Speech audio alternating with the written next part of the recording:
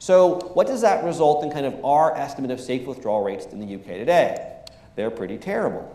So what I did here is I'm showing you the initial withdrawal rate. Again, so this assumes that you take out this and the initial percentage. So if you took out 4%, then that amount is increased by inflation. So I've got the 4% and 30-year period boxed here. Okay? I did it for 3 different fee levels.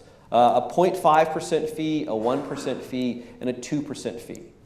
Okay? With the 1% fee, which I think is reasonable, the odds of 4% initially lasting 30 years is only 25%.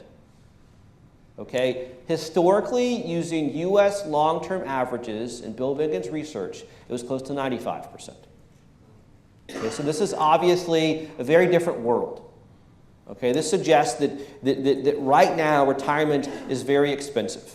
Okay, I know based upon things like the bond yield curve and mortality rates in the U.S., retirement now costs more than double it used to 30 years ago.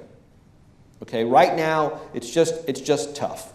Okay, so the question is then what can people possibly do? Okay, we can't change returns. Okay, again, I'm certain that our estimates are going to be wrong, right? But who knows in what direction? Right? That's just our point estimate. They could be above or below our estimate. I think it's a good starting place. Now, you can change the risk of a portfolio. Right? You can say, well, returns are going to be low, let's be more conservative, or vice versa. What you can change is the other 2 variables, right? You can change spending and the length of retirement. Now, I'll talk about both of these to some extent, but the length of retirement, if you want to make retirement cheaper, just start smoking.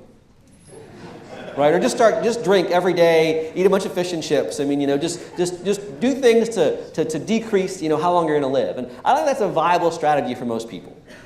Right, so I think the most viable strategy that's palatable is potentially delaying when you access your retirement savings.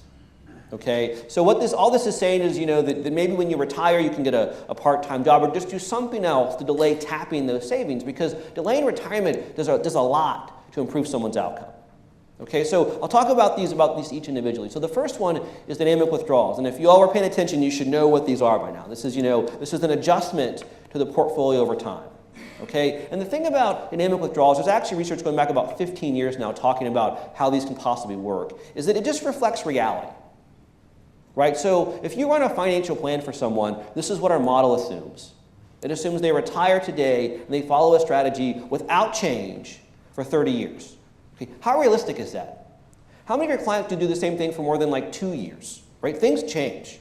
Right? What happens in real life is if someone retires, then all these things could possibly happen. You have all these unique decision points. Okay? And from this initial retirement comes this final outcome. There's an infinite number of possibilities. Right? Because in theory, if you're the advisor, you're working with them every year to help them figure out what is the right number, what is safe, what they should be doing, right? You're not just going to say, hey, you took out 4,000 pounds last year, let's add on inflation and I'm done. You're going to be working with them over time. So in reality, you're going to be doing the dynamic stuff for them. Okay, if you're rerunning forecasts about outcomes, you're doing that. And the problem too with these static models is what does it actually look like? So if you run a projection using the 4% rule, this is using historical returns. Okay, this is the distribution of the balance at death, so after 30 years, of the initial balance in today's dollars. Okay, so what are we looking at here? Well, if it's negative, it means that you failed. You went broke at some point. Okay, if it's positive, you didn't spend enough.